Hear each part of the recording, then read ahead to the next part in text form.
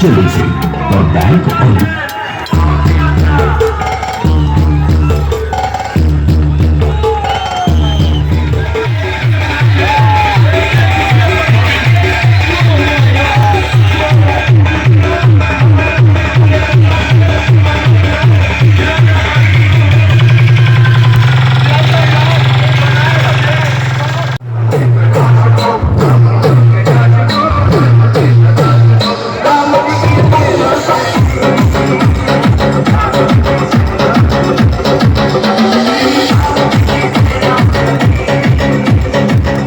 नमस्कार मिथिला, ऐसे नई खबर नए समाचार के लिए हमारे चैनल सब्सक्राइब करें। अगर आपने हमारे ट्विटर, इंस्टाग्राम, फेसबुक पेज को फॉलो नहीं किया तो हमारे सब पेज को फॉलो करें।